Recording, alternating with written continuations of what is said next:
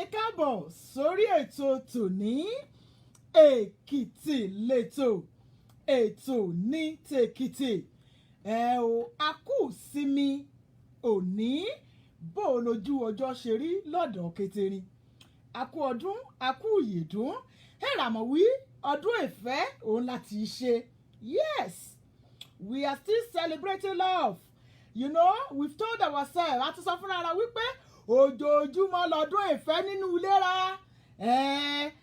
àti ìṣọdún ìfẹ́ and that is the reason kì mú rí mi kẹ̀bá ti rí mi bẹ́ẹ̀ a mọ̀ pé lóòótọ́ ìyẹlẹ̀ Èkìtì ṣọdún ìfẹ́ iyò nítorí pé ojoojúmọ́ lọ́dún ìfẹ́ nínú ilé ra lórí ọkọ lórí ọmọ lórí ẹbí lórí ará ẹ káàbọ̀ sórí ètò tòní orúkọ tèmi èyí padà Olúwatóyìn àyà Adébáyọ̀ ni mẹ̀ jẹ́ èmi lọ́mọ ewì òtù ọmọ ewì òròròjó àgbédójúmọ́ sí àgbépòrẹ̀kẹ̀ mọ́lẹ̀ àgbédójúmọ́ sí àgbégùn gogorogo èmi lọ́mọ kàrá ṣe méjì sínú agbagba tèmi Olúwatóyìn iṣu kókó èmi lọ́mọ ọlọ́jà kẹ́ẹ̀ná kan sí ìná tèwí èmi lọ́mọ ala ogo jẹun èmi lọ́mọ ọlọ́bàtà kérò ká lọ kábọ̀ lẹ́jọ́ ọ̀sìn òórọ̀ ẹ káàbọ̀ sórí ètò tòní Èkìtì lẹ́tọ̀ ètò ní tèkìtì bóòlù sí mi òní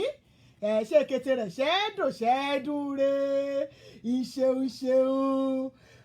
mọ̀kọ́lọ́wà mọ̀kájèrò mọ̀kọ́rọ̀gùn ulé òlá kétérí ni mo kí o bóòlù kété rẹ̀ ṣẹ́dùn ìṣeun ẹ káàbọ̀ sórí ètò ọ̀hún gẹ́gẹ́ bí ṣe mọ̀ bú ṣera lẹ́jọ́ mẹ́jọ nǹkan mi bẹ̀rẹ̀ lórí ètò òun náà làdúrà ìdílé yìí mo ṣe wí ra mi ẹ̀mọ́jà mọ́ pápọ̀ lọ́pọ̀lọ́ péjọ lónìí nítorí pé alú wọn kà á bára ara sọ lónìí ẹ̀ràmọ̀ wí orí ètò Èkìtì lẹ́tọ̀ ibẹ̀ láti kọ́ rárá lọ́gbọ́n ibẹ̀ láti kọ́ rárá lóye ọ̀yá ìjà àdá wìtìwìtì nítòní ká tó darapọ̀ nínú ètò òun lónìí lọ́gbà kàbá kẹ́sẹ́ bí kẹ́sára ọ̀rẹ́ àtọ́júlùmọ́ra hàn wípé èyí lẹ́kìtì ó mọ̀dé ti dórí ìkànnì o ìkẹtẹ̀ra ẹ̀já àtàrà ṣàṣà o kájọ pa ọ́ pọ̀ kájọ ṣètò ẹ̀rà mọ̀ wípé ìlú Èkìtì yìí ti gbogbo wa ní kó má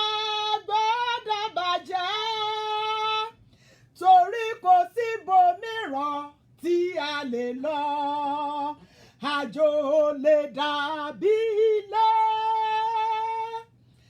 ẹ jẹ́ ká sowọ́pọ̀ ká fìmọ̀ ṣọ̀kan àǹtí gbé kémi gbé iyò ìṣeun ẹ káàbọ̀ sórí ètò ń lónìí Yétúndé jùbà àwẹ̀ mi okun àwẹ̀ mi lókàlókà o ṣeun bọ̀dá síkò àtọmọ mi hàn ṣé kété rẹ̀ dùn re a kú ọdún ìfẹ́ àtẹ̀ṣọ́dún àti kò lórí rẹ̀ ìfẹ́ náà lè bá dé bẹ́ẹ̀ ni ó ní ìfẹ́ làkójẹ́ òfin ìràmọ̀ ìfẹ́ o Jésù ní kọ́kọ́ fẹ́ ya kí ìhà ọmọ rẹ̀ ká sì fẹ́ he first love us Jesus Christ first love us and we are following his example gẹ́gẹ́ bí ọmọ Olódùmarè ìlànà kí Jésù Kristi mú lélẹ̀ òun náà lè ha ọmọ rẹ̀ tẹ̀ ilé kí Jésù bá yọ̀ fọ́ òwúrọ̀ àtẹ̀mí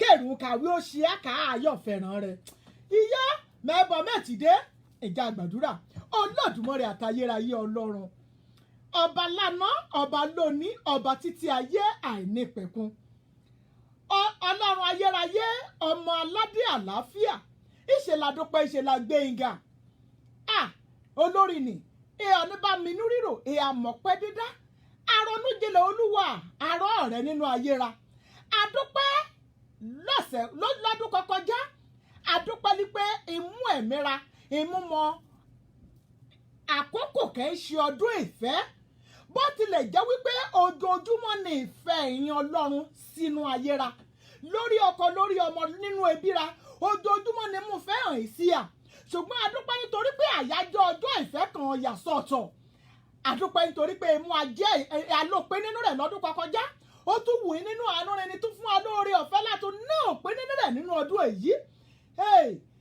ṣe wí àmọ̀ ṣíṣe ọ̀pọ̀ lájọ ṣe lọ́dún kọkọjá kan sí mọ́ àìmọye rà á ká àjọṣe lè kó èsì kò jẹ́ pé ìwòyí ọdún èsì ó àjọjẹ ìwòyí ọdún èsì ó àjọmọ ó wá dájú èyí ó arúgbó àdúpọ̀ Olódùmarè nítorí pé ọjọ́rọ̀ arúgbó wọ́n jẹ́ ṣẹlẹ̀ lórí ayéra ọpẹ́ la mú àlọ́ ní ìyìn la mú Olódùmarè àgbé ọ̀gá Ọlọ́run àánú ó ṣeun bàbá àlọ́ ẹ sínú ètò ń lóní òpè la jẹ́ o èyí lọ́lọ́gbọ́n afẹ́kẹ̀yà kún akún ọgbọ́n èmọ̀ àti òye lẹ́yìn ohun gbogbo lóní bàbá ìjà lẹ́nu ìyìn ká lẹ́nu ọpẹ́ káyọ̀yà fọpẹ́ fìyìn fògo forúkọ mímọ́ rin torí àgbàdúrà lórúkọ ọmọ rẹ kan ṣoṣo Jésù Kristi Olúwa wa àmín àmín àmín lórúkọ Jésù ń ṣeun ẹ káàbọ̀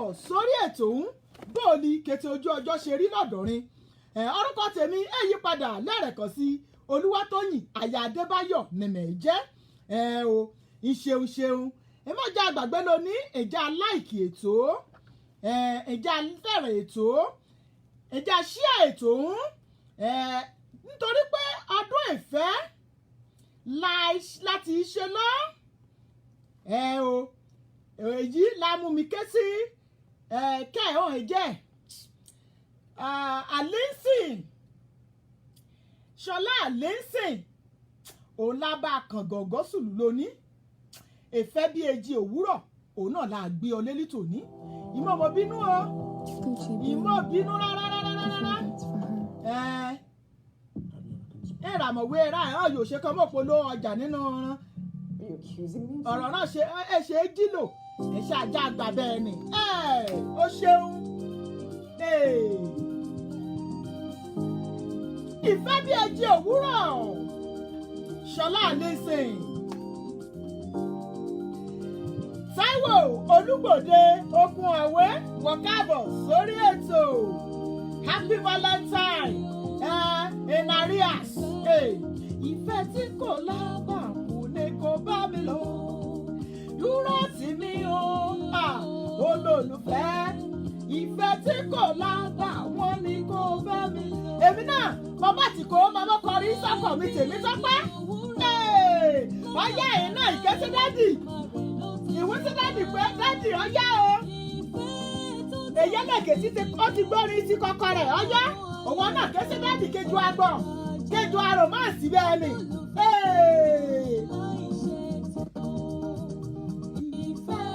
Bí ojí òwúrọ̀ látàgbàlá Elédùmarè ló ti ṣàn wá.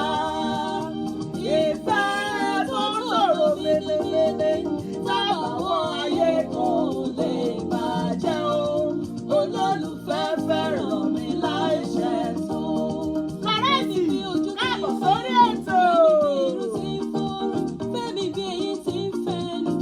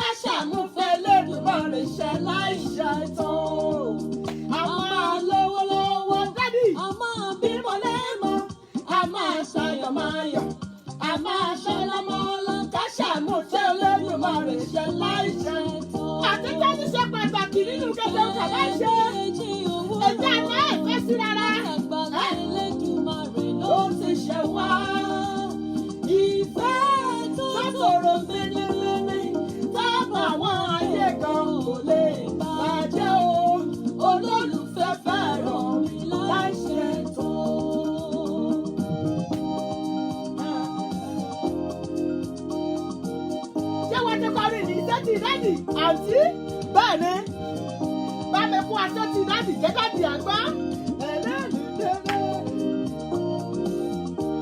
àwọn ẹbí bọ́lá ọmọwùmí fásitì káàbọ̀ sórí ètò. Olùrànlọ́wọ́ la fi mí ṣe fún ọ látọ̀run wá. Fètè sàmọ̀ràn mi, olólùfẹ́ mi. Olùrànlọ́wọ́ la fi mí ṣe fún ọ látọ̀run wá. Kẹjọ rìn kẹṣogo, forúkọ Olúwa. Alábọ̀rìn la fi mí ṣe fún ọ látọ̀run wá. Nínú afẹ́ ayé àtọ̀dá nǹkan kan fún ni. Ìfẹ́ àtọ́pẹ́ ló lè mú wa láyé já láì lábàwọ́n. Mọ́kàn kúrò nínú afẹ́ ayé àtọ̀dá nǹkan kan fún ni. Ìfẹ́ àtọ́pẹ́ ló lè mú wa láyé já láì lábàwọ́n. Ìfẹ́ bí etí òwúrò látàgbàlá Elédùmarè ló ti ṣẹ̀wọ́. Ìfẹ́ tó kọ̀rọ̀ fínífíní táwọn ayé kan kò lè bàjẹ́ o. Olólùfẹ́ fẹ́ràn mi láì ṣẹ̀tàn. ẹ̀yin ọkọ wa ẹ dúró tì wá. àwa ìyàwó ẹ jẹ́ ká dúró tọkọ wa. àpéjọ la mẹ́sàn-án ya. bẹ́ẹ̀ ni àjọ̀dún ọdún ìfẹ́ òun náà láti ṣe. Dúró tì mí o, olólùfẹ́. Ìfẹ́ tí kò lábà ọkùnrin kan bá mi lò. Dúró tì mí o, olólùfẹ́. Ìfẹ́ tí kò lábà ọkùnrin kan bá mi lò. Dúró tì mí o. Mọ̀kẹ́ iṣẹ́ àbúlé. Oh my goodness. Mama no go gree o. bẹ́ẹ̀ ni she no go gree. Why she go gree? ṣọ́rọ̀ wọ kúlé. ẹ káàbọ̀ sórí ètò tòní. báwo ni kété ojú ọjọ́ ṣe rí lọ́dọ̀ Kétérin? ń ṣeun. a kù sí mi ò ní àdẹ̀kù ọ̀sẹ̀ àyájọ́ ìfẹ́ èyí kà ṣe kọjá lọ́sẹ̀ kọkọjá rámi. mo mọ̀ wí Kétérin ní ti gbádùn ọdún ìfẹ́ ṣé àdùnmọ̀ràn ìmọ̀ràn lọ́dọ̀ tí. tí èmi yín nǹkan ọmọ àdùkú fẹ́ ṣe yìí. àìsàn ọmọ ṣe. àmọ́ ńgbà tó wá ń sìn ó wá fọ. mo fẹ́ ká gbé orin kan sí kètò di pé a kọjá sórí ètò lónìí. bẹ́ẹ̀ ni ìdílé yìí mo ṣe láyọ̀ láti ké sí Bùsọ́lá Ẹlẹ́yẹlé wọn ò bá ọ lọ kẹbà gbóhùn sókè. ṣé o sì lè fẹ́ mi? Irú ọ̀rọ̀ wo ló ń sọ? àfẹ́ ọ̀ dádì ìjàre èfé a ti kété ọkà ní ẹ̀yà náà rẹ́dì láti mú kété ayéra jì í. Olómi, mo fẹ́ràn rẹ.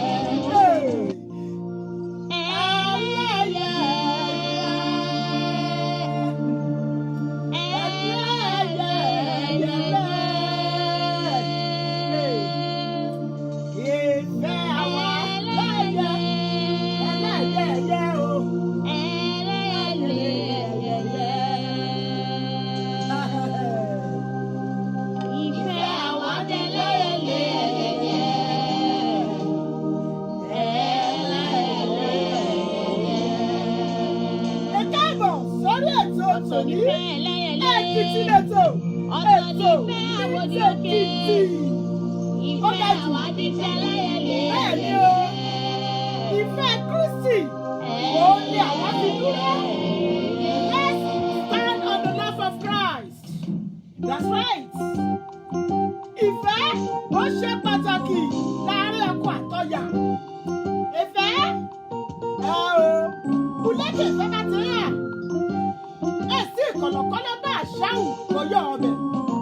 Ìṣeun.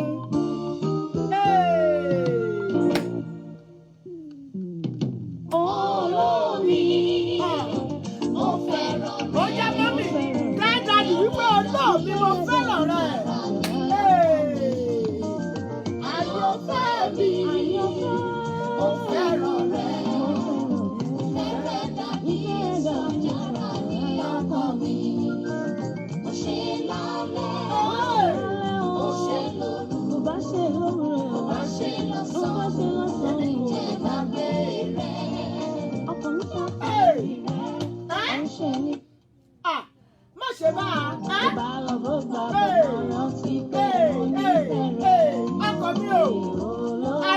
you so much.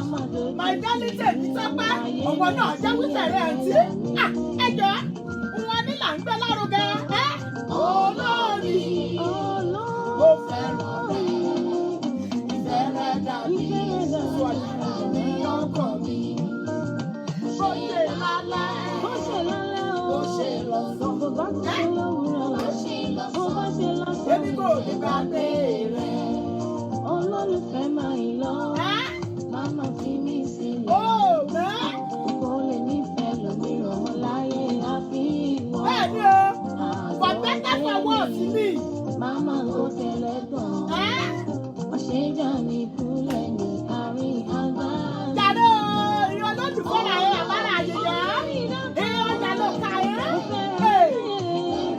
Ìfẹ́ rẹ̀ dàbí ẹ̀ṣẹ̀ àrà lọ́kàn yìí. Àyànfẹ́ mi. Ojú kọ̀là dáná, bẹ́ẹ̀ni o. Ìfẹ́ rẹ̀ dàbí ẹ̀ṣẹ̀ àjàrà lọ́kàn mi. Ṣé lálẹ́? Ó ṣe lálẹ́ o.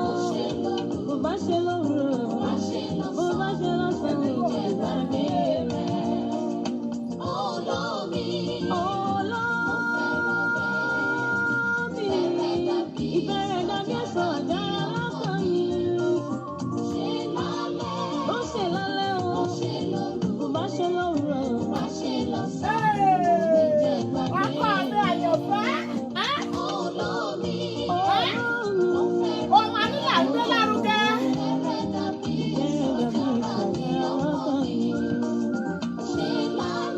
Ó ṣe lálẹ́ o.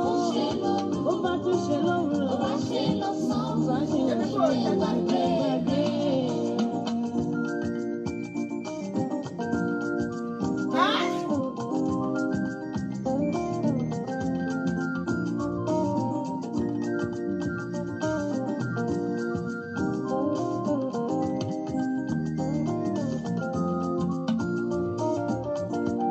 Ìtì òbí náà o. Ìjọ o. Ẹlẹ́yẹlé wọ́n bá ọ lọ. Àforí àfọrùn kí n bá ọ lọ. Ẹlẹ́yẹlé wọ́n bá ọ lọ. Àforí àfọrùn kí n bá ọ lọ. Ìfẹ́ mo ní sí ọ ó máa yàtọ̀. Ó yàtọ̀. Ìjìnlẹ̀ ìfẹ́ àní ó máa yàtọ̀. Sáré òwò ẹ̀yìn owó lólùfẹ́. Èyí fújòwó èyí mẹ́nugún. Èkúrọ́ lálábàákú Èkúrọ́ ẹ̀wà. lálábàákú àwọn àti ọkọ wa lórúkọ Olódùmarè. Ẹlẹ́yẹlé wọ́n bá ọ lọ. Ìfẹ́ ìbínú kì í ṣẹ̀tàn bẹ́ẹ̀ ni àwọ̀. Ẹlẹ́yẹlé wọ́n bá ọ lọ. Àforí àfọrùn kí n bá ọ lọ. Ìfẹ́ mo ní sí ọ ó máa yàtọ̀. Ó yàtọ̀. Ìjìnlẹ̀ ìfẹ́ àní ó máa yàtọ̀. Sáré òwò ẹ̀yìn owó lólùfẹ́. Èyí fún jọ̀wọ́ èyí mẹ́nugún. Èkúrọ́ lálábàákú ẹ̀wà. Ẹlẹ́yẹlé wọ́n bá ọ lọ. Bẹ́ẹ̀ni o.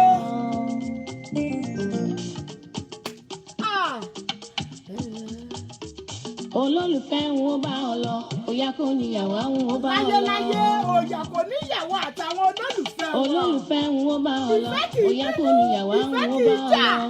Èyí ẹnu rẹ̀ màmí dá mi lọ́rùn. Ìfẹ́ a Èyí máa ẹsẹ̀ forí rẹ̀ màmí dá mi oko lọ́rùn. ẹ̀ṣẹ̀ Bàjẹ́ gbogbo inú ṣe é mọ́lẹ̀. ṣí bí ìgbà. Ọba mọ̀ rí ìfẹ́ tí mo ní sí ọ. Ọ̀kìn ló dára jù láàárín ẹ̀yẹ. Bẹ́ẹ̀ni o. Olólùfẹ́ òṣùwọ̀n láàárín ẹgbẹ́ rẹ̀. Ọkọ mi sùn láàrin ẹgbẹ́ rẹ̀, ó ṣe é. Ẹlẹ́yẹlé wọ́n bá ọ lọ. Àforí àfọrùn kí n bá ọ lọ. Ẹlẹ́yẹlé wọ́n bá ọ lọ. Àforí àfọrùn kí n bá ọ lọ. Ìfẹ́ mo ní sí ọ ó máa yàtọ̀. Ìjìnlẹ̀ ìfẹ́ àní ó máa yàtọ̀. Sáré òwò ẹ̀yìn owó lólùfẹ́. Èyí fún jọ̀wọ́ èyí mẹ́nugún. Èkúrọ́ lálábàákú ẹ̀wà. Ẹlẹ́yẹlé wọ́n bá ọ lọ. Ẹ máa pa àná ìfẹ́. Ẹ máa pa Ẹni tí àná a pa náà ìfẹ́ kò ní wá. Come on. Fìtílà tó tàn yìí, Ó yá, Olúwa mo ló fẹ́ jó sí. tàn án. Fìtílà tó tàn yìí, Olúwa ló tàn án. Ẹ má paná ìfẹ́ o. Ẹ má paná ìfẹ́. Olólùfẹ́ fà mí mọ́ra ó jàre. Fìtílà tó Ṣèbí tàn pápá yìí, ẹ̀kọ́ ọmọ Olúwa ìyá ló jọjọ. tàn án. Ọmọ mi ti Fìtílà sá lọ tó sí tàn iṣẹ́. yìí, Olúwa ló tàn án. Ẹjọ́ jẹrẹ. Àṣebíṣe bàjẹ́ ẹ má paná ìfẹ́. Irọ́ o. Ohun tá a bá ti kọ́ àtìkọ́ náà o. Àkọọ́lẹ̀ ni kò lè tàn sí. Bíná ìfẹ́ bá kú o, ọkàn ìfẹ́ yóò dàrú. wàhálà gbòde gbòkùn ìfẹ́ bá já wàhálà gbòde kan. Ẹ má paná ìfẹ́ o. Ayé ẹ má paná ìfẹ́ yìí. Ẹ má paná ìfẹ́ o. Sílẹ̀ tó sọ yìí. Olúwa ló sọ. Sílẹ̀ Olúwa ló sọ. ẹ má paná Ó ṣeun ṣeun. Bẹ́ẹ̀ ni. ẹ má paná Ayé ọ̀mà ní paná ìfẹ́ wa o. ìfẹ́ látò yìí. Olúwa ló sọ. Olúwa ló sọ. Ìfẹ́ látò. Ìfẹ́ látò yìí. Olúwa ló sọ. Ó ṣeun. Ìyáàfin tẹ́kẹ̀dẹ̀wé jẹ́ Ibùsọ́lá Ọ̀kẹ́ wo ṣeun ṣeun. Ẹ káàbọ̀ sórí ètò tòní Èkìtì lẹ́tọ̀ ètò ní tèkìtì bó o ní kété ojú ọjọ́ ṣe rí lọ́dọ̀ rí ọdún ìfẹ́ òun náà láti ṣe bẹ́ẹ̀ ni ìfẹ́ ó ṣe pàtàkì láàrin lọ́kọ láya láàrin ọmọ sí bàbá láàrin bàbá sí ọmọ láàrin bàbá sí ọ̀yà the same thing applicable to ìyàwó ní láti fẹ́ràn ọkọ rẹ̀ ìyàwó ní láti fẹ́ràn ọmọ ìyàwó ní láti fẹ́ràn ẹbí àti ọ̀rẹ́ kan jẹ́ tọkọ rẹ̀ ìfẹ́ ó ṣe pàtàkì ilé kàbá ti mú ìfẹ́ mọ́ a rí wípé òun kété àṣedéédé nínú irú ilé bẹ́ẹ̀ ìràmọ̀wé òwe Yorùbá kan ní wípé bí ògiri kọ́ bá ti mọ̀ larun aláǹgbá yóò yí ọ̀nà ibẹ̀ ìfẹ́ ó ṣe pàtàkì mọ́mì dádì ẹ̀jẹ̀ àṣẹ rárá lóṣùṣù ọ̀ nínú ọdún 2020 nítorí pé mo róye wípé ọdún ìbùkún lọ́dún á jẹ́ fún wa nínú ìlera mo róye wípé ọdún ayọ̀ ọdún ìdùnnú lọ́lọ́run á ṣe fún wa nítorí pé kọ́ọ̀kọ́ àtọ̀yà kan bá ti yọ̀jọ́ mọ́ sowọ́pọ̀ kàn mú fẹ́ràn kàn mú ṣèkàn kẹ́ẹ̀sì pé ọ̀nìkẹ́ igbe ọ̀nìkẹ́ ifá ìtìlẹ̀ rami kété ń kàbá ṣe fà léya gòkè bẹ́ẹ̀ ni ọ̀pọ̀lọpọ̀ ọgbàlejò wípé ìyá ti kárára la máa ń fa wọn kẹ̀ ṣẹlẹ̀ nínú ìlera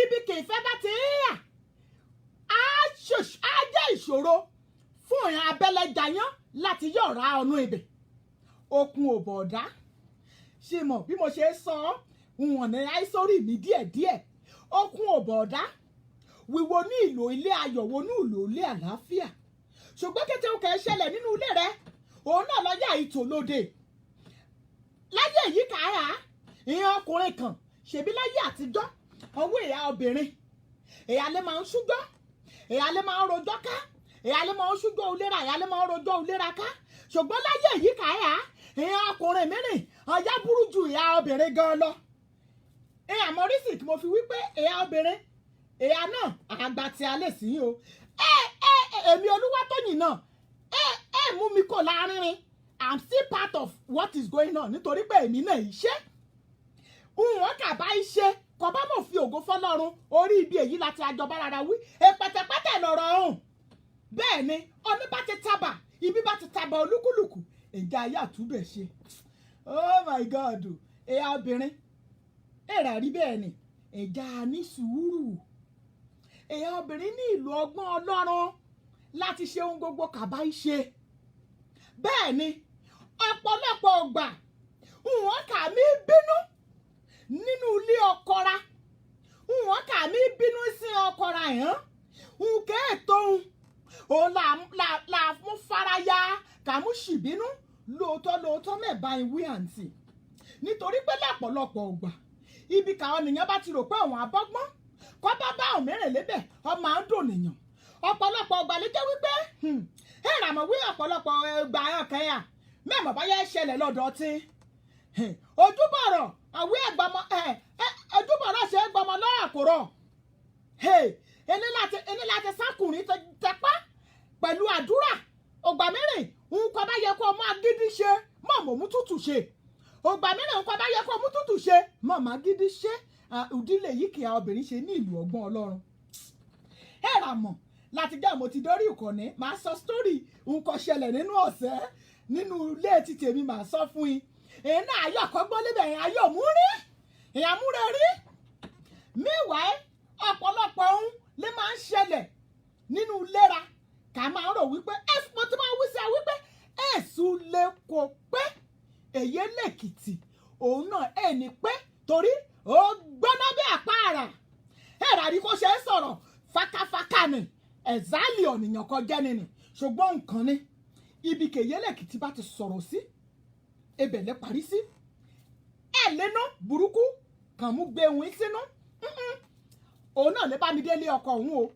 mi ò ń bá ti sọ ibi ń bá ti sọ sí ebẹ̀ létí sí kéèhùn kan ṣẹlẹ̀ lọ́sẹ̀ meanwhile mo wí sọ́kọ̀ mi àbá lọ sí Valentine's kọ́ níyàn ṣé eré àkàí lùlù òkè líbe èkì nínú lẹ́ẹ̀mọ́ ọkà pásítùrù ọ̀pọ̀lọpọ̀ ọgbà olómìnira ti lùlù òkè 20 ọdún 30 ọdún kò ti lùlù òkè mo rójú ráyè gbọ́ tọ́ra rẹ̀ ìdílé yìí mo ṣe wí sí èmọ̀ jẹ́ àyàn aṣoṣẹ́ kọjá wípé iṣẹ́ la rí àrówó àǹtí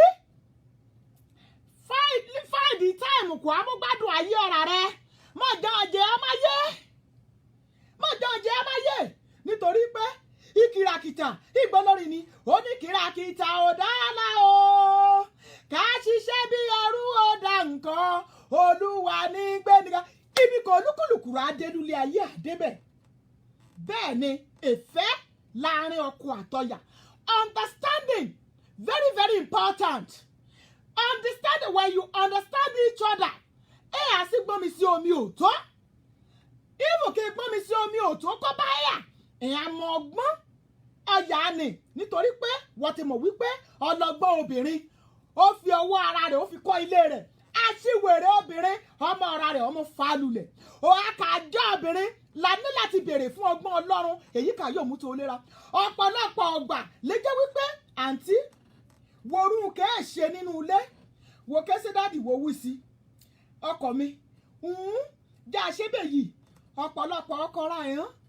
ṣe mọ̀ bí ìyá ṣe máa ń ronú ìyẹn ọkọ ra ẹ̀hán máa ń ronú bẹ́ẹ̀ mo fẹ́ ká mú yìí nìkan mú sọ́ọ̀ sí ra lónìí a lot of time tó o bá rú gẹ́gẹ́ bí ọyà nínú ilé ká present rẹ̀ sí ọkọ ra ẹ̀hán instead of there I expect kan fún wa ní straight forward answer ṣùgbọ́n a lot of them ọ̀pọ̀lọpọ̀ nínú ọkùnrin ra ẹ̀hán nítorí pé bọ́n ṣe ń ronú ó yàtọ̀ sí tíya the processing faculty ran ó yàtọ̀ sí tíya obìnrin gédégédé a lot of time ògbà ká expect kan fún ọ lẹ́sìn ká béèrè lọ́rùn ni ọjọ́ ìdásá gidi kù á àbí ẹ̀ṣẹ̀lẹ̀ lúlẹ̀ tí àdásá gidi àtọ́ stage kan gan àwísọ pé àwẹ́ wẹ́yọ̀ má gbára ó wẹ́yọ̀ mú pàmò mi ṣe òǹbá mọ̀ fẹ́ ṣe wẹ́yọ̀ fọ́ọ̀sì mi àyà lọ ọmú yìí ní tí aṣíwájú ṣùgbọ́n ọ̀pọ̀lọpọ̀ ọgbà èyà obìnrin àti dọ́hùn nù àti dọ̀rọ̀ nù àti múgbà ulé àti sánmà ulé àti sóríṣiríṣi but at the end of the day by the time kì í ọkọ ra àwọn kan bá process ń kàwé sí ọ̀nì kan ronú kàwé ni àyà jòkó èèyàn máa ń ronú kan sì ṣeun ṣe wíyà náà ìrònú àìronú ṣùgbọ́n bá ọlọ́run ṣe dá ọkùnrin àtọbìnrin ọ̀tọ̀ọ̀tọ̀ ni by the time kì í ọkọra yàn kàn bá jẹ́ process kìíní ni kàn think about it ọ̀pọ̀lọpọ̀ ọgbà olómìnira nínú ran kàn ọlọ́run bá jogún òye nì fún àárọ̀ káàtúbọ̀tán òun kéèrè repercussion kéè advantage kẹ́ nínú rẹ̀ afterwards kọ́ bá ti jòkókòrò ògbẹ́ láṣẹ̀ṣẹ̀ yá bọ́ yà rẹ̀ ni ògbẹ́ láṣẹ̀ṣẹ̀ yá bá dọ̀wọ́ ẹ̀kẹ́ àyà ọ̀nà ọ̀yà kan ti bá jà lọ sí ọ̀hún kan ti bá jà lọ ọ̀rọ̀ kan ti jọ kolúlé kan ti jọ dáadí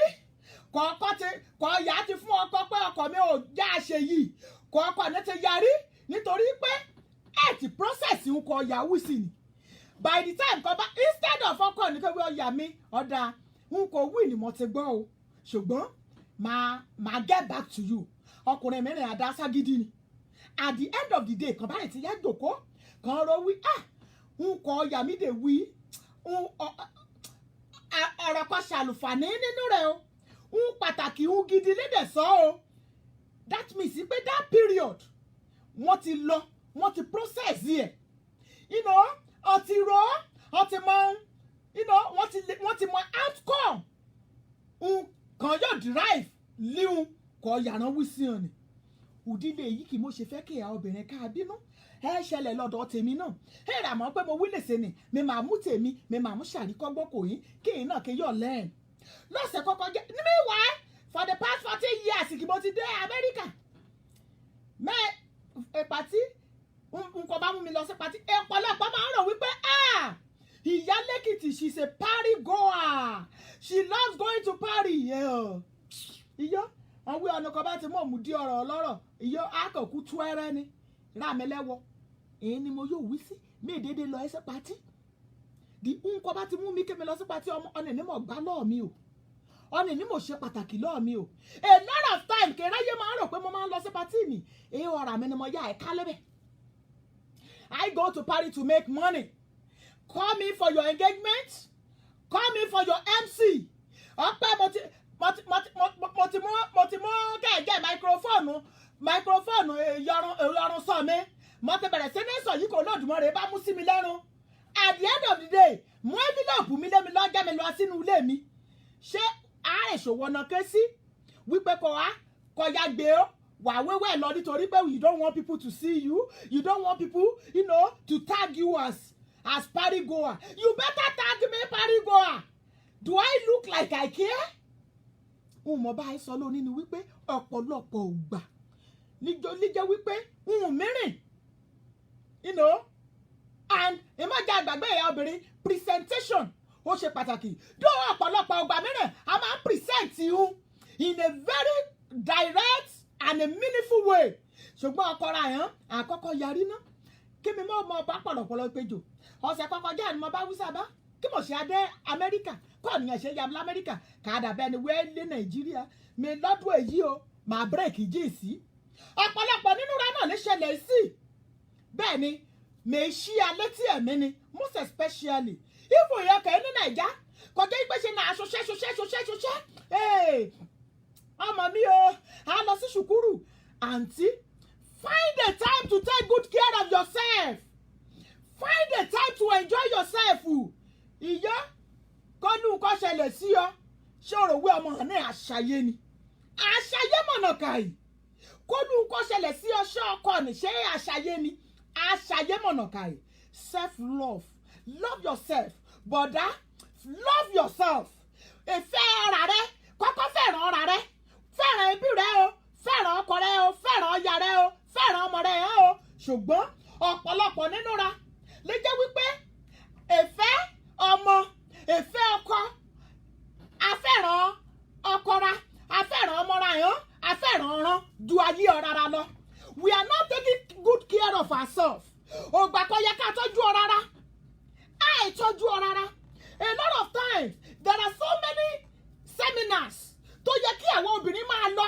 tó yẹ kí àwọn ọkọ wa máa lọ òṣèlú rí àròwó ní kẹtẹrẹ bẹ́ẹ̀ká a lot of times àsọ wípé just because they are paying money at that place I won't be able to go àrònú how dare me màá yà mọ́ $100 màá yà mọ́ sanwó tíkẹ́ẹ̀tì níbì kan lọ́gbà kọjá yìí pé mo yọ̀ sáré lọ kí mi sáré yà kó ṣẹ́ mọ́lẹ̀ kí mi méèkì 200 màá ṣọ́ọ̀tì $100 lẹ́yìn gbàǹbá ṣọ́ọ̀tì 200 màá tún mú $100 mi màá tún yà mọ́ sanwó tíkẹ́ẹ̀tì ọ̀gá it's better you go and acquire knowledge go there mingle with people enjoy yourself with people and that was exactly what happened this week mo sọ fúnra mi pé no Olúwatóyìn you've been here in this country for the past 14 years mo kàn máa mẹ́tí gbọ́ wíwọ̀n lẹ́sìn Valentine ni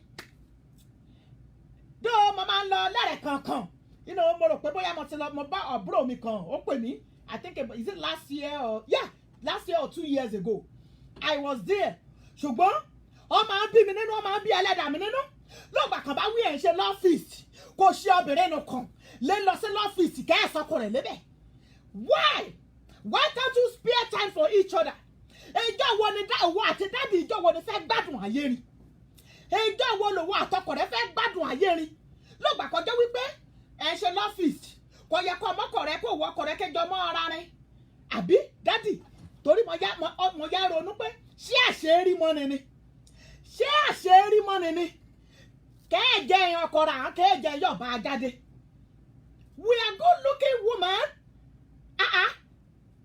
sínú orúkọ nìkan ní tẹ́ yàdẹ̀rùn ìfẹ́ akọ à sínú orúkọ show it to the whole world that you love us kò síbi tá a ti lè fi ẹ̀yìn ọkọ wa yangàn àwa obìnrin we are proud of you our father anywhere we go so I see no reason why you our father cannot be proud of us as your wife take us out we are ready láti dress sábẹ̀rẹ̀ kọ̀kọ̀kọ̀ yóò wí ibi sáà àgbà lọ irú aṣọ wo lọ́bìnrin ò fẹ́ ọ̀ ń gbọ́ra mi èèyàn bèrè mi nítorí pé èmi ní kéré jù dírẹ́sì èmi ní kéré jù nínú ẹ̀yà obìnrin kàí lórí ìkànnì táwọn ọ̀rẹ́ mi àwọn ẹbí mi àwọn obìnrin tá a wà lórí ìkànnì kan bá máa ṣọ sọ́rùn á dàbí ẹni pé kan jí ogbé ni daddy you don't mọ yí nǹkan tá ẹ ní ọ̀gá mọ̀dún ní jábọ́ lọ́ọ̀rẹ́ embrace your wife love her kí mi mọ̀ divert kí mo ṣe ké sí bàbá nínú àwọn ọ̀nkú ọdún èyí á yàtọ̀ eré láìpẹ́ bàbá ọdún èyí á yàtọ̀ ògbà àmọ́ kọ́kọ́ wí sí bàbá ìjọ àmọ́ kọ́kọ́ pé olókè no problem mo wí sí daddy program tá a lọ yìí we are going to pay o it will cost us like going to $200 ọkọ mi ṣe bí ẹni wí àgbọ̀ ìyókè o ti gbọ́ ra mi lẹ́wọ̀ ṣe lédò ọ̀rọ̀ ìjọ valentine ni mo ké sọ́kọ̀ dadi ṣe mọ̀ wípé à ń lọ fún valentine nírọ̀lẹ́ yìí bọ́kọ̀ mi ṣe wí jọjọ èèyàn ọkùnrin ṣe mọ̀ pé $150 tá a máa lọ nọ́mbẹ̀ yẹn ṣe mọ̀ pé a lè fi ṣe nǹkan ní ẹ̀yìn ọkùnrin ọlọ́run màmá bí don't mar my day o please for goodness sake don't mar my day nítorí wípé ọlọ́run má jẹ́ àṣẹ̀sín ké family nínú ilé which is true ké family mi kan bá ké sí mi wípé okun Olúwatóyìn ọ̀nìkan ẹlẹ́yẹ general hospital 50,000 náà ní ìlòkè àjẹkú ṣé màá wí torí 50,000 wíkọ́ ni nìkú ni màá wá àwárí lọ́bìnrin wá wọn bẹ̀ màá mú ẹ̀ òní màá mú 50,000 ìránṣẹ́ sí wọn pé kan jàre kan bá mú sèfù ẹ̀mí rẹ̀ excuse me how many times ọ̀gá how many times ní kàtí jòkó kì í ná $100 lérí ọ̀yàrin kéèké àtọ̀yàrin kíkọjọ́ gbéra rin lọ kíkọjá gbádùn ọ̀ra rin you and your wife only how many times have you done that this year ọ̀gá ọdún tuntun mẹ́rin látún mú wọn and those are the things tó lè mú ilé dúró ẹ jẹ́ ká find àyè let's create time for both husband and wife ẹ̀yin ọmọ kékèké ẹ̀yin àbúrò wa tẹ́ wà lórí ìkànnì we are giving you I'm giving you an insight mo ṣí yín ní ọpọlọ so that you will be able to know how to do your life how to handle things ìbùkún ọlọ́run ò ní mú ní là láì fi làálàá kún try and make your wife happy make yourself happy when you make yourself happy ẹlẹ́dàá wọ́n ti ká rẹ̀ á ṣàdúrà kù ọ́ when you make your wife happy ẹlẹ́dàá ìyàwó yín kó má ṣí ẹnu sókè báyìí ẹlẹ́dàá máa máa súre fún yín ni how many times lè jẹ́ wípé ẹ̀yin ọkùnrin wa tẹ́ wà lórí ìkànnì tẹ́ ti wò ìyàwó yín títí kẹ́kọ̀ọ́ sọ wípé okay let me buy this little gift for this lady ẹ jẹ́ n sọ kọ́kọ́ fún yín àwọn kọ́kọ́ wà tó jẹ́ wípé tẹ́ ẹ bá ń ṣe fún àwọn ìyàwó yín inú wọn máa dùn ayọ̀ wọn máa kú ni ọ̀pọ̀lọpọ̀ ọkùnrin ní lórí ìkànnì kọjá wípé láti dọ́pọ̀ òun ọya rẹ̀ kọ́kọ́ àtọ́yà ni kan ti bára ran ẹ̀ bọ̀ ọkọ ẹ̀yà òní ordinary pencil liner pencil eyeliner ọ̀yà rẹ̀ ẹ̀ jẹ́rí ṣé ọ̀nìkẹ́ ẹ̀yọ̀ lọ ẹ̀ sì bó ṣe yọ̀ tọ́ráfù tó kẹ́kọ̀ọ́ lọ́kẹ́ wí ókè o kọ́ra orí kùkẹ́tì ayé á gbàgbé ọ̀yà rẹ̀ ni ó lè ṣàṣe ó lè àbọ̀kẹ́rẹ̀ ra nǹkan ọmọ rẹ̀ o ṣùgbọ́n á gbàgbé wípé ọ̀nà kan ló mọ̀ kó sì mọ ọmọdé èèyàn ni àìmọye ọ̀pọ̀lọpọ̀ ra ní lórí ìkànnì àmọ́ sáìsì ọ̀yàrá lẹ́pátá àmọ́ sáìsì ìbèrè kan yàn ọ̀yàrá ọ̀pọ̀lọpọ̀ obìnrin nínú ra lẹ́jọ́ wípé àmọ́ sáìsì bọ́sàsì ọkọ ra àmọ́ sáìsì bàtà kọ̀ọ̀kan ra ìlò àmọ́ wọn kọ̀ọ̀kan ra fẹ́ adè wípé àlòfẹ́ ọkọ adè wípé èé àtọkọ àforí àfọrùn kí n bá ẹ lọ. mọ́mì àtúnṣe lọ́lọ́run ìkèmí àti ìṣe lónìí. Let's find time for ourselves. lọ́gbà kàbá mú àyè ká wá kó rárá níbi kàbá lọ a lot of time ifun àwa tá a wà ní Naija a lot of time ǹjẹ́ ẹ mọ̀ wípé a lè create time fúnra wa Naija láyé ti gbéra yé jù lulẹ̀ ayé líkété olúwo ti dé láyé Naija láyé ti gbà á jù a lot of time ọkọ àtọyà kọ lọ́rùn bá kí bá ṣe àtijọ́ bùtíráì kéńtì lọ́mọ bá ọmọ ọdún mẹ́rin sí mẹ́fà méje mẹ́jọ mẹ́sàn mẹ́wàá Ọlọ́run ti bless ni ibùkún ọmọ rẹ̀ ọba náà ti tó bẹ́ẹ̀ gan Naija wà á kọ́mọ ti àmọ́mì rẹ wọ́n yẹ kọ́mọ ti àǹtí àìmọye kan kọ́mọ ẹ ti aládùúgbò kò á dèdè lé bọ́mọ rẹ láyọ̀ àtàláfíà. Let's create time for ourselves. That is exactly what I'm passing across. Get out of your house. It's not compulsory. It is only in your house you must create time for yourself. Èyí kò mú gbé gáàlì lọ sí hòtẹ́ẹ̀lì yàdóni ó ṣe gbé ọ̀yà rẹ lọ. Take your wife to you can take your wife to hotel. Ọkọ rẹ ni ọ̀yà rẹ ni ṣe àgbèrè kéyìí wẹ́ẹ̀yà ṣàgbèrè owó àtọ̀yà rẹ lọ sí hotel ìjọyà deliberate ẹjọ́ sọ̀rọ̀ nítubí nùbí ọ̀yà mi ọkọ mi káàtì fẹ́ ṣayéra nínú ọdún kí ni àwọn project ta ní síwájú ẹ kọ́kọ́ tẹ́ bá fẹ́ bẹ̀rẹ̀ ẹ fi àdúrà bẹ̀rẹ̀ ẹ fi ohun gbogbo lé ọwọ́ Ọlọ́run kí Ọlọ́run kí ó ràn yín lọ́wọ́. Put everything in the hands of God, but you must go out of your house. Discuss, talk together, people of God. Deliberate together. Talk to each other. Deliberate báwo la ṣe fẹ́ rin ìrìn àjò ayé yín. Ọ̀pọ̀lọpọ̀ nínú ra iṣẹ́. Ọ̀pọ̀lọpọ̀ nínú ọkọ̀ra hàn rẹ́dì. Ṣé a ní kò ṣe bẹ́ẹ̀ dé kẹ́ẹ̀mọ̀ báyá wẹ̀rìn. Kẹ́ẹ̀kan wí okú ọdún òní. Àmọ́ dẹ̀ mọ̀ wípé a lot of us so many times ẹ̀yà obìnrin ìgbàgbé mọ́túrọ̀sì obìnrin mi yàn. Kọ́ ọkọ̀ra hàn kẹ́ ẹ̀ ṣe kékeré mi yẹn. Ẹ̀yà obìnrin yàn we will never forget. We will get them one thing or the other. No matter how little it may be. We will make sure we give it to them. Ẹ̀yà o rámilẹ́wọ́ àwọn èmi yàn àbú mi yàn ẹ̀gbọ́n mi yàn kì í lórí ìkànnì. Ṣé mo wípé most especially ìyá obìnrin ǹjẹ́ mi gíga ní pẹ́rẹ́ ẹ̀gà pa pẹ́rẹ́ ẹ̀pàkọ́.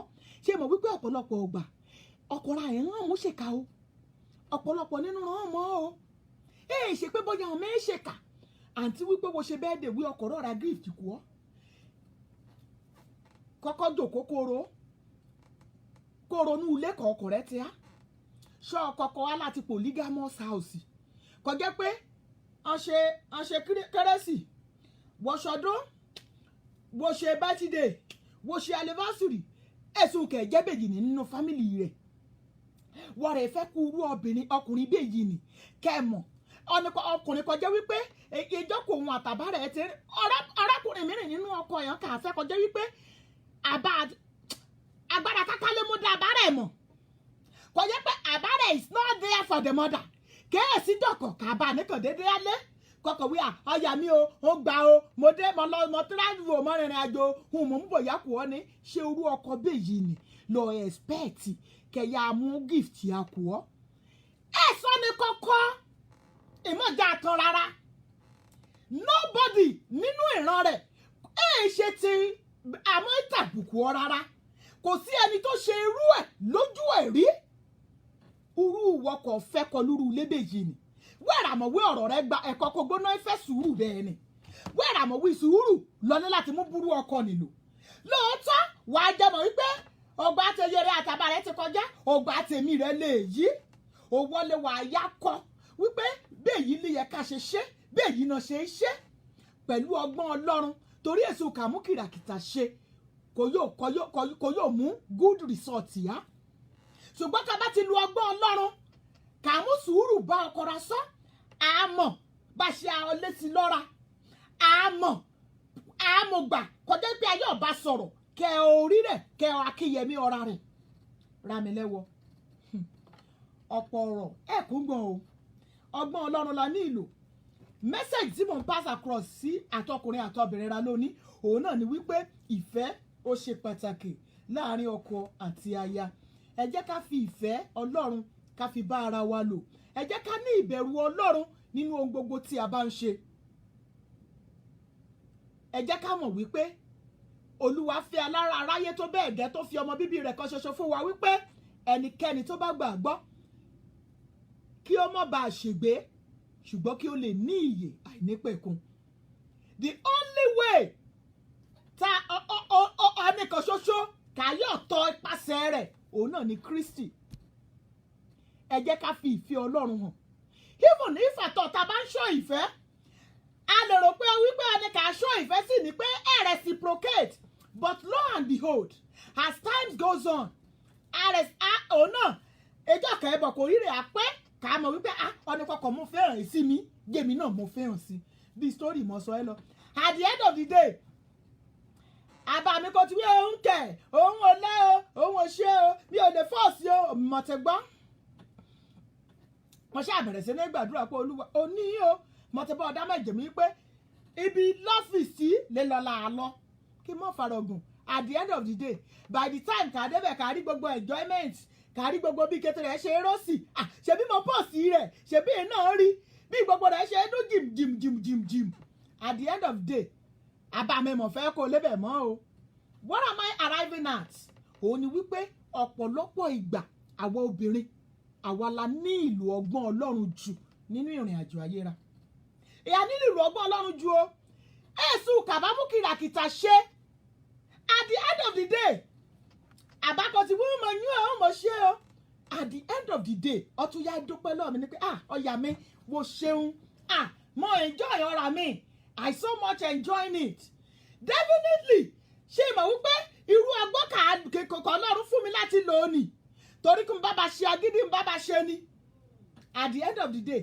ebe ẹni òjàlá àtúmú pẹ̀lẹ́ ẹ̀ka àárí bẹ́ẹ̀ ni lọ Sátánì á make sure pé àárí bẹ́ẹ̀ ni lọ ṣùgbọ́n mi ṣe bẹ́ẹ̀ mo ṣáà gbàdúrà pé olúwa ibi kàí lọ we want to go and mingle with the people of God they are people of God they are Christian and those are the areas kọyẹ kan tí a rí èmi àti ká bá fẹ́ kú lera ké dúró ibi kà á ti gbọ́ ọ̀rọ̀ ọlọ́run there are a lot of àwọn grandpa tó wà ní Paris yẹn tó wà ní lọ́fíìsì yẹn you know we saw one man the man had married for the past 48 years 48 years kàbá àwọn ti marry ní and ẹ̀dẹ̀ wá máa wo obìnrin tó fẹ́ akátá ni obìnrin ní lè jókòó tí bàbá yẹn sọ to the side pé ọdún 12 lọ́bìnrin bá ọmọ lọ sí Nàìjíríà akátá kọjá bẹ yẹ wọn àti family wọn kọjá bá wọn mú gbé lọ́hún ṣé mo wípé kábàámọ̀ jáde we will not you know when you go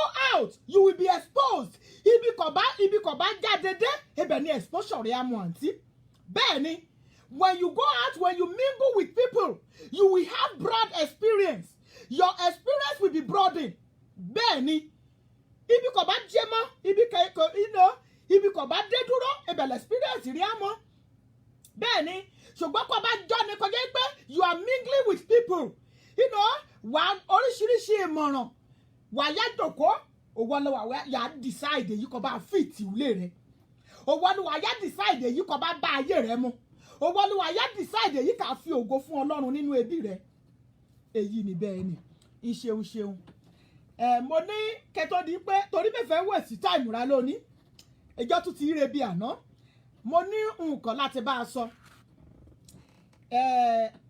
ẹnìkan ní pè mí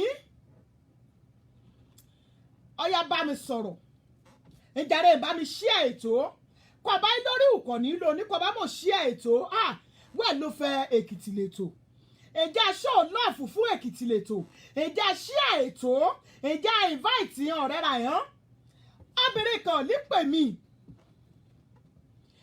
ọyá wú sí mi lóògbà kan bá mi sọ̀rọ̀ obìnrin ìyá ní ọ̀tá ẹ̀yà obìnrin mọ̀jáwé ọ̀rá àǹtí mi ìwà ẹ̀ mọ̀ ti máa ń gbọ́ story nìyẹn wípé lóòótọ́ obìnrin lọ̀tá obìnrin mọ̀rẹ̀ ìyáwó ìtumọ̀ kẹ́ ẹ̀ ń kọ mú ọ̀rọ̀ àǹtí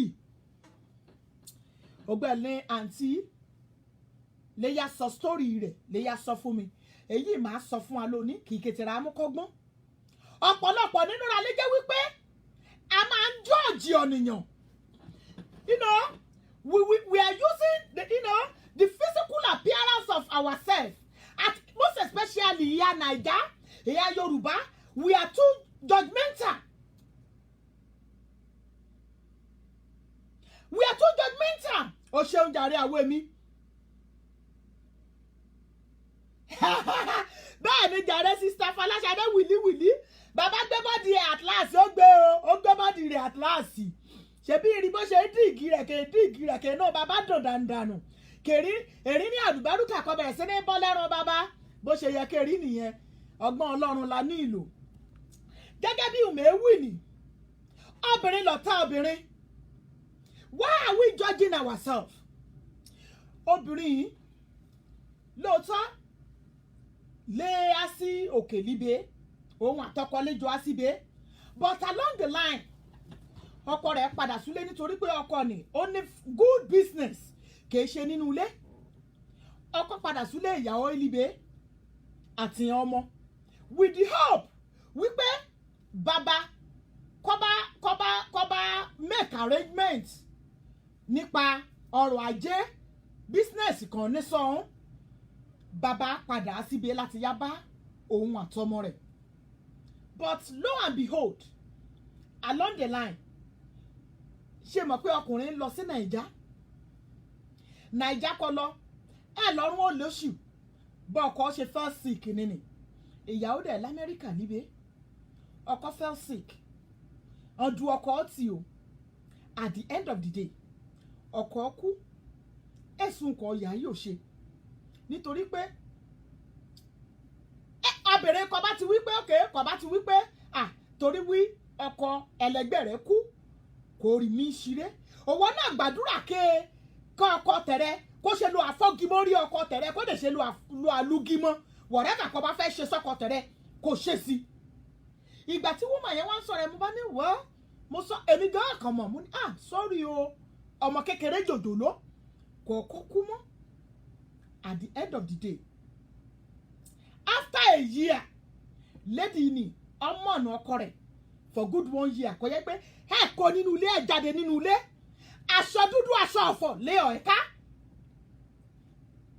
sometime this year obìnrin ó bá wò ó pé títí pé wẹ́ kò mọ ní títí dọ̀la kò mú kárí sọ kò mọ ní títí dọ̀la kò mú ṣọ̀fọ̀ ọkọ whatever what will be nǹkan ṣẹlẹ̀ ó ti ṣẹlẹ̀ it's irreversible we cannot reverse it a lè dá ọ ní kò ti kú a lè dá padà mọ́ sister ṣàyà wípé well after a year wọ́n ṣàyà decide wípé wọ́n ó láwọn ọmọ kéékèèké ọmọ kẹ̀ lọ́rẹ̀ gan ọmọ ọ̀hún ẹ̀ ti dọmọ ọdún méjì pé ṣékùṣe ya kárí sọ sínú ilé ní òun kan ẹ̀ sọkọ̀ mọ́ wọn àtọ́jú ọmọdé yẹn ọkọ̀ọ̀kọ̀ gbọ́n rẹ̀ ọdọ ọmọ mẹ́ta mẹ́rin sáyà rẹ̀ my people ṣé obìnrin ọmọ kékeré ṣé bórí ṣe yaba lọ ní ṣé àtọ́jú ọmọ rẹ̀ ni ṣé àlọ síbi iṣẹ́ ni ṣé ọ̀fọ̀ lérè ìyá ṣe títí ayérayé ni àbí kété ògbà kan bá ti lọ síbi iṣẹ́ lẹ́gbọ̀dọ̀ aṣọ ọ̀fọ̀ gbogbo ayé for the rest of her life nítorí pé ọkọ kú bá for the rest of her life ó ní láti mú gbogbo ọjọ́ ayé rẹ̀ aṣọ ọ̀fọ̀ torí wí ọkọ rẹ̀ kú kéwọn mọ̀ yá fàyọ lónìí one day sister ni kéèṣe láti mínú nínú àmọ́ pé ọ̀pọ̀lọpọ̀ ra kàí lórí Facebook ọ̀pọ̀lọpọ̀ ọgbà we are on Facebook to make ourselves happy nítorí pé a lot of things people are putting on Facebook ọ̀yẹ́ pé ọ̀nìkẹ́ nínú ìbànújẹ́ kọ́ bá rí kọ́ bá kà á wà kà á mọ̀gbà kó abú ṣe rírí nítorí pé ẹ̀sùn kò wà rí lórí Facebook ẹ̀sùn kò wà gbọ́ níbẹ̀ ẹ̀sùn kò ju ọ ní ìrí níbẹ̀ wà á rí so this lady for that 1 year ó ní láti block ọ̀rá rẹ̀ out he exited out of Facebook totally but after that 1 year plus bó ṣe padà nínú pé kò kọ̀dẹ̀ lọ sórí Facebook kò yọ̀ mú náà round ẹ̀ rà mọ̀ wípé kọ́ ọ̀dẹ́ bá ti kú most especially àkàìlò kò líbe ọ̀nìyàn mi ló sọ ọkọ rẹ̀ kú owó kọ ọlọ́rẹ́ kọ ọkọ rẹ̀ kú àkọ́kọ́ rẹ̀ kú ọ̀dìjọ́ mi lọ súlé ọ̀rẹ́ rẹ̀ ni after kan ti parí bẹ́ríà kọ́kọ́ ya ṣẹ́ẹ̀kì ọmọ àwẹ̀rẹ̀ hàn ni ṣé òwò gan ṣé wọ́n ráàyè gbọ́ta yí ọ̀rà rẹ débi pé wọ́n ẹ̀jẹ̀ ráàyè àlọ́ àṣẹ ilé fámìlì ọ̀ọ́súlé ọ̀rẹ́ rẹ kọjá wípé ọ̀run kan máìlì ló lérí síra kò rè já wí kò á já wípé òkè o jẹ́mi yá ṣẹ́ẹ̀kì àwọn èmi kọ̀ọ̀kan rẹ̀ kú mẹ́kí ìyá ti kárára kà í lórí nǹkan náà ìjà múrara ṣe example nítorí pé irú èmi bẹ́ẹ̀ 2 years ago àwọn èmi kan kú about 2 or 3 days ago ní pé lọ́dún méjì kò kú àtùgbàkọ̀ ọ̀rẹ́ mi ní ti kú despite the fact pé mi àtọmọ rẹ̀ hàn àtọkọ rẹ̀ we are joining the same church ọdìjọ́ mélòó nítorí pé ilé mi sí ilé àwọn èmi nì is going to 1 hour ọdìjọ́ mélòó mo dédé gbéra then ṣé ó easy fún mi láti lọ èmi obìnrin kàwé mi kú ṣé ó easy fún mi ìmọ̀jọ́bìnrin láti dédé gbọ́ ilé ọkọ tèmi rè kí mi wí mo fẹ́ lọ sí ilé ọkọ àwọn èmi how will my husband feel ṣé understand the only thing tá a lè ṣe ní náà ni pé anywhere àkàbá ti rọ́mọdé hàn ní ká embrace ran ká dẹ̀ show love sí wọn if anything is in our hand ká mú kù wọ́n ṣùgbọ́n how many times nínú ra nítorí pé kéèmú ọ̀rọ̀ wà kò jí sísá ní pè mí by the time kì sísá ọ̀yá join Facebook ọ̀yá post she present picture rẹ̀ kọ́ ní post o picture kò ti take like 4-5 years ago kọ́ ọkọ rẹ̀ sì kú ó bá gbé sórí Facebook could you believe àwọn obìnrin kan tọ́jọ́ wà ní ìlú ibi tó wà they have guts láti pe obìnrin wípé how dare you lágbájá ìwọ tí ọkọ ẹ ti kú ṣebí ọkọ ẹ ṣe kú ṣebí kò tí ì ju èyí à tí ọkọ ẹ kú ló ti sáré ń pọ̀ sí àwọn pictures ló ti ń gbẹ́jú ẹyọ pẹ́tọ̀ kan ni o obìnrin ni she was so bittered Màríyá bẹ̀rẹ̀ lọ́rẹ̀ wípé pẹ̀lẹ́ my darling sister you know mo understand the pain tó ń go through Màríyá bẹ̀rẹ̀ question kan lọ́rẹ̀ mi àǹtí ẹ̀rọ àwọn kan challenge rẹ wíwo gbé fọ́tò sórí Facebook ṣé wọ́n caption picture kò gbé sórí Facebook ní pé ìyò mi o mo ti dé o ọkọ mi ti kú o mà ẹ wọ́kọ ni o àbí kí caption kò gbé sórí rẹ kọjá ìyá challenge rẹ so ọkọ ní bá ti kú most especially obìnrin kan ọkọ rẹ bá ti kú ẹ ní right láti move forward lulẹ̀ ayé rẹ̀ mi understand ni o mi bèrè lọ́ra ni o ṣé obìnrin ní right láti move forward ó ní láti mourn forever and ever ṣé mọ̀ wípé ọ̀pọ̀lọpọ̀ ẹ̀yà obìnrin bá ṣe lè accommodate wọn ọ̀tọ̀ọ̀tọ̀ ni àti wípé èjì àmọ́ orú ìhà eré àwọn kẹ̀ challenge obìnrin mo yá bèrè lọ́wọ́ lady ni látùgbà kan ọkọ rẹ ti kú for the past 1 year kò ti kú ẹ̀rẹ̀ mi ló sì eré àwọn kẹ̀ challenge rẹ kàn tí a kàn yá mú kankan yá kí ọ kẹ́hìn lọ́kàn wí ọmọdé ìgbà $20 ìyẹn okun o mo yá bèrè question lọ́rẹ̀ ó dẹ̀rẹ̀ mélòó kàn tí a sínú ilé rẹ kàn tí pè ọ́ lórí aago gbà ńlẹ́ òye alágbájá ẹ kú ọ̀rọ̀ èèyàn o ọlọ́run á tọ́jú àwọn ọmọ yẹn o báwo ni gbogbo nǹkan ṣe rí pẹ̀lú yín báyìí àbí ṣé akúrílera ẹ̀hún ṣé àmọ̀wé wà á jẹun ṣé àmọ̀wé ọmọ rẹ̀ á lọ sí ṣùkúrù wín àsán ṣùkúrù wín wà á raṣọ sọ́rùn rán is it a barrier tí ọkọ èèyàn bá kú èèyàn ò gbọ́dọ̀ dress nice again is it a barrier kọ́ ọkọ ní bá kú ọ̀nìyàn gbọ́dọ̀ ṣayé mọ́ nígbà tó jẹ́ wípé ṣé ayọ̀ ṣọkùnrin ni ọya rẹ̀ kú because that is where I am going nítorí pé kó bá ṣe ọkùnrin ni ìyàwó rẹ̀ kú bí ọkọ woman ní ṣe kú within 5-6 months ṣé ọkùnrin ní ti ya bábẹ̀rẹ̀ mìíràn sùn obìnrin kọ́kọ́ gbìyànjú nítorí pé àwọn tó ń challenge obìnrin yìí wọ́n mọ̀ they don't know àmọ́ orú ogun kì í lédi igan kòkò lọ́ọ̀kọ́ you don't know the relationship between this lady and the husband before the husband died ọkọ mìíràn yóò kú odidi ọdún mẹ́wàá kọ́ ọkọ ní bá sun ọ̀sẹ̀ ìyàwó rẹ̀ kẹ̀tì aṣọ̀fọ̀ rẹ̀ ìmọ̀ ọ̀rọ̀ nìkan jẹ́ wípé ọkọ rẹ̀ yóò kú kọ́kọ́ ọkọ rẹ̀ nìkan kọ́ bá jọ ní gidi lọ́rẹ̀ kò wúwo lọ́rẹ̀ àti wípé kọ́ ọmọ rẹ̀ bá mọ̀ kéré nítorí pé ọmọ obìnrin yìí mẹ́wìí ọkọ rẹ̀ jọ ní gidi lọ́rẹ̀ o bọ̀tọ̀ ọmọ rẹ̀ ti kéré o àwọn ọmọ kéékèèké after a year kí ìrà àwọn kan kí ìhàn obìnrin kankan rí kó rárán bí kó lótó kàn rí yá pé woman ní pé how dare you ọkọ ẹ ti kú o mọ̀ wípé What do you expect people to be saying? You are idiots, people, if you say that to anybody. Àwọn nǹkan tó ń pa wá kú lọ náà rèé. What will people say? What will people say? Ìwọ̀fà lẹ́nu náà. Nǹkan tó bá wọ ẹlẹ́nu ló lè fi ẹnu ẹ̀ sọ náà. Ṣé wọ́n á rí ṣe torí pé obìnrin á ṣe torí pé ọkọ rẹ̀ kú bá? Ẹ̀dì àṣàyé máa ń yà mú forward mọ́. Ọ̀fọ̀ ọ̀nìlérè ìyá ṣe títí ayérayé. Ṣé òkú tó kò ti kú sọ́run ni? Ṣé á padà á láti yábà tọ́jú ọmọ rẹ̀ ni? Àbí òwò àǹtí ẹlẹ́run rẹ̀ sàn?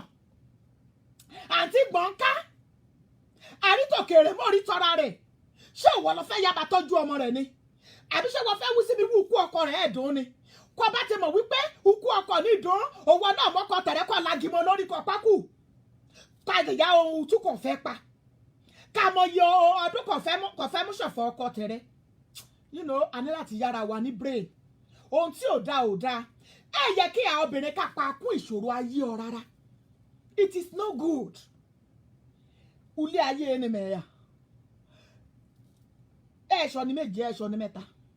Ní ọkùnrin. Mọ̀tìrọ́ ni, I'm sorry to say this. Mọ̀tìrọ́ ni kọ̀ọ̀kọ̀ rẹ̀ kú, kọ̀ọ̀yà rẹ̀ kú. Lákàkà mi. Oh my goodness. You people, why are we doing this? Within 6 months. Kọ̀ọ̀yà ní kò kè bá dẹ̀ rọ́bìnrin kó ṣe fẹ́ràn ọkọ tó. Before 6 months. Kọ̀ọ̀kọ̀ nìkan yà fẹ́ yà ó. Ọkùnrin yà kẹ́sì wípé kí ni rísì tó fi ń ṣe? Why are we women? Why are we behaving like this? Àwọn obìnrin. Why are we behaving like this? Àwọn ọkùnrin tó jẹ́ pé ìyàwó wọn máa kú lóṣù mẹ́fà tó máa lọ remarry. Àwọn ọkùnrin ẹgbẹ́ wọn ò ṣe máa pè wọ́n kó máa sọ fún wọn pé why did we need to get married at that early stage? Àwọn ọkùnrin ò ṣe máa pera wọn pé ó yẹ kọ́ ọkùnrin ní kẹ́dúró ọdún kan kẹ́dúró ọdún méjì kẹ́dúró ọdún mẹ́wàá kẹ́tó di pé alọ́yà mẹ́rin.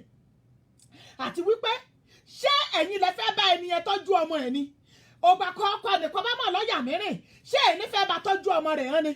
Ògbà kọ́ obìnrin nìkan bá mọ̀ move forward life rẹ̀. Ṣé ẹni fẹ́ bá tọ́jú ọmọ rẹ̀ hàn ni? Ẹ jẹ́ kó là kúrò lẹ́kọ̀ọ́ ẹ̀kọ́ òkọ́lá o. Tó o bá lè, if you cannot, accept me the way I am, just leave me the way I am. Bẹ́ẹ̀ni, òṣàbọ̀ ò lè gbè mí ni o. Fi mí lè bó ṣe bá mi. If you cannot add value to my life, you don't need to add problem to my life. Ẹ̀yà obìnrin, ẹ̀jẹ̀ ayé ayéra wò.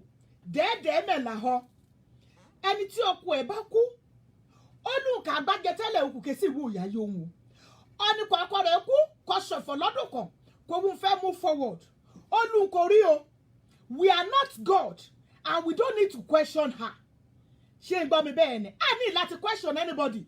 Nítorí pé olúkúlùkù lémọ̀ bó ṣe rí lọ́ra wọn. Ó ṣọ̀rọ̀ lára babaláwo, ẹ̀ ṣẹ̀rọ̀ lọ́ra ògbín o. Ọni kọ̀ọ̀kan kú mọ́, ò lè mọ ipòkùn ẹ̀ o. Èmọ̀ já apakú ìṣòro olúṣòro. Ọlọ́run á ran olúkúlùkù rà lọ. Yo, mo fẹ́ máa kókò òkè mi mọ́ ka kọ́mẹ̀ntì ọ̀nìyàn mi.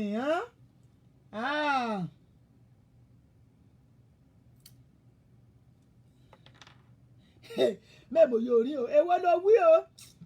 Iṣẹ́ ojàre rá mi lọ́wọ́. Mọ́mì ìmọ̀ràn ni kẹ́rẹ́ nìyàn lé bí oṣù. Ẹ káàbọ̀ sórí ètò màámi. Thank you so much. Idiot, I see ya. Ayé ni màá sún o. Àwọn èèyàn wa, they love, wọ́n don't like láti máa judge, and we love to judge ourselves too much. Micmouth, Ugboro, ẹni tó kú ti ọni kò kú ti ẹ̀rẹ̀ líṣe. Bẹ́ẹ̀ ni, ọni kò kú ti kú, ètò ìkà yóò ṣe sí. Àfi sùúrù o. Àfi sùúrù o, kọ́ Ọlọ́run ṣẹ́nu ra o. People, we are too judgmental. We are too judgmental. Ẹ sọ ní kò rè kọ́ ọkọ kú mọ́ lórí náà. Ẹ sọ bèrè kọ́ gbàdúrà pé kọ̀ọ̀kan ń kú. Bẹ́ẹ̀ náà lè sọkùnrin korò. Wípé kọ́ ìyàwó kẹ ṣọ́kú mọ́ òun lórí. Kọ́ bá ti ṣẹlẹ̀, let's embrace each other. Let's show love to each other. Ṣe pé ká tó pa kú ìṣòro ayé ọ rárá. O. Ayé rẹ̀ á sọ ọ̀jàre, àwọn èmi Táíwò Olúyẹdé. Only even men cannot do it for 1 month. Some area, women will sleep with the man on that very day. èmi èso ọ̀nà ṣe wípé obìnrin kan bá torí ọkùnrin kan kó kú kó para rẹ̀ oró yà gbọ́ àìmọye obìnrin náà yá gbu amọ́lẹ̀ lórí olórí rẹ̀ lébẹ̀ àìmọye obìnrin lágbá torí olórí rẹ̀ kọjá ulé kò wọ ọkọ̀ ń dọkọ́ ebe ẹ̀dì kò kọ́ṣọwọ́ ọ̀pọ̀lọpọ̀ ọgbà kọ́ṣọwọ́ límí ọ̀rà rẹ̀ rà òun lọkọ̀ wọn tó gbọ́bìnrin wá kàyà ti bá a sùn òun la ṣe gbọ́dọ̀ yára ra ní brain kọba ìwọ fẹ́ torí ọ̀nà kò kú àṣẹ iye mi ayé èsì pópópó ọ̀tọ̀ ọ̀nà kankan sí nìkan sí ju wípé lóògbà kàbá ti dọ̀ ẹ́ láyé let's show our self love ọ̀nà kò kú ó ti kú èsì kà fẹ́ ṣe sí èyà kà ẹ́ láyé èjà move on àti wípé èyà obìnrin ìmọ̀já ni rárá lọ́ra nítorí pé ẹ̀sọ́ obìnrin kò rè kọ̀ọ̀kọ̀ kú mọ́ lórí bẹ́ẹ̀ ni èyà kàbá ń ṣerú rẹ̀ ká stop rẹ̀ irú àwọn tó ń ṣerú bẹ́ẹ̀ mo gbàdúrà pé kọ́lọ́run kó fún wọn lóore ọ̀fẹ́ láti yí wọn lọ́kàn padà ẹ̀sọ́ ni yóò gbàdúrà kejì lọ́rọ̀ kùtùkéwé olúwa òpé kò yàn ní pé kọ́kọ́ kú mọ́ òun lórí so how do you mean kí nìkan tó wá ń ṣe wá tó jẹ́ pé àwọn máa ṣẹlẹ̀ ìjẹni tí ọkọ èkú ọkùnrin mélòó ló lè stand rẹ̀ kọ́ ẹ́ pé kọ́ ọ̀yà bá kú lọ́dún kọ̀ọ̀kan yóò dúró ọdún di ọdún kẹ́mọ́ òdòbò ọkùnrin mélòó tẹ̀ yóò ṣe so tọkùnrin kéṣe nǹkan bá ti mú kọ ọkùnrin mọ́ yóò ṣe ẹ fi àwọn obìnrin lẹ̀ ẹ̀yin obìnrin ẹyẹ ni obìnrin ẹgbẹ́ yín lára stop it leave her alone it is her life let her live her life she will not mourn for life let her go on with her life bọ́mọ̀ àlàtò nídọ̀la ọ̀nìkòkú ti kú ẹ̀sẹ̀ dá àlàyé kọ̀ọ̀kan yóò yí padà so ìjẹsàyé rẹ̀ leave her èyí kan ọlọ́run bá fẹ́ múlé ayé rẹ̀ ṣe ìjọ ọlọ́run mú ṣe ìmọ̀ọ́dẹ̀nà ayọ̀ rẹ̀ ọlọ́run á ran olúkúlùkù rà lọ ń ṣeun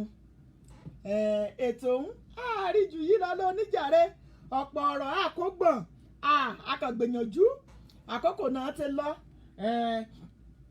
lágbára olódùmarè ọ̀sẹ̀ kẹbọ̀ òun náà la tún apàdé lórí ètò èkìtì lètò ètò ní tèkìtì mìíràn ṣùgbọ́n kásì lọ ìmọ̀já àgbàgbé o kété mo fẹ́ dúpẹ́ àkókò dúpẹ́ náà mọ́mìrà pàtàkì àǹtí ayọ̀ ajẹ́wọlé fún gift kan fún aláṣẹ kọ́kọ́ já ìṣeun o àdúpẹ́ o mikmautu ekeme dúpẹ́ lọ́rin gidi gan ni o ìṣeun mà àárín abá o àdàbọ̀ rírí ìṣeun our patron tó mòye yo ìṣeun ṣùgbọ́n ká sì lọ lórí ètò ẹ̀já mú yí ẹ̀já mú aṣọ lọ yo lóògbà kàbá fún wa lórin alárùnù kan olóyè pamọ́ nínú kété ewu kẹ̀ nínú ayé.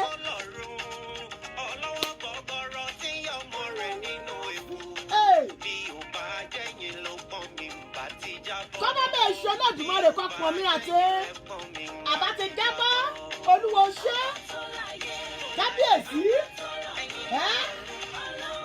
gbọ́n tí ọmọ rẹ̀ nínú ọ̀sán tí ó bá rí ilé bá ti jábọ́.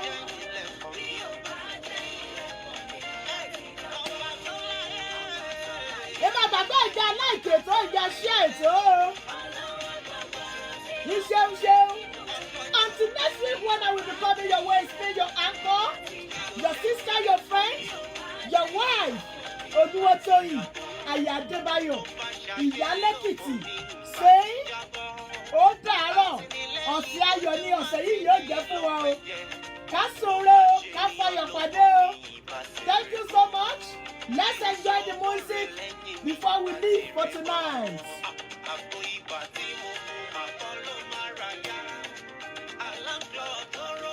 Ìgìrè làmútì ní èkù ó ṣeun àwọn èmi ó dàárọ̀.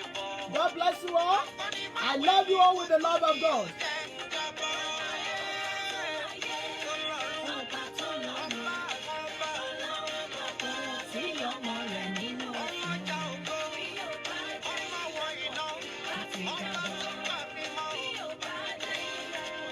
Lágbára Olódùmarè alọ́pàdé ayọ̀. Let's share the program, please. Let's love the program. Share. I love you with the love of God. Iṣẹ́ wo.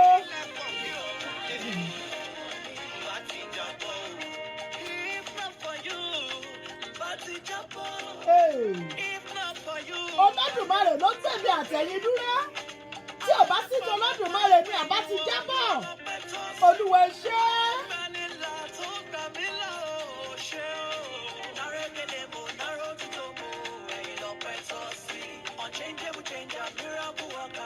Thank you all. I love you with the love of God.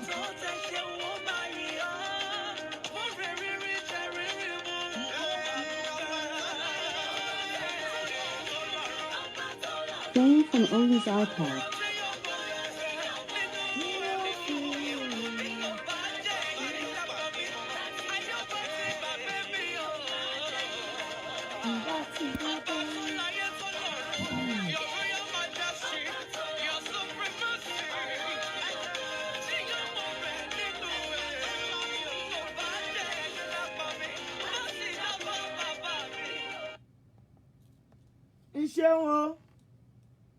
Thank you all. God bless you. Okay. What does it take to be a Shenyang dancer? Shola Alisisi Katomalo. It takes a mind of steel. Iri. Thank you, thank you.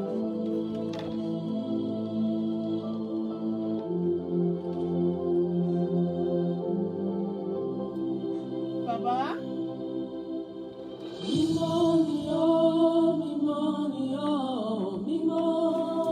Mímọ́ lolódùmarè ọba àwọn ọba ọba tó bá lórí ohun gbogbo ó ṣeun ìṣeun ṣeun o.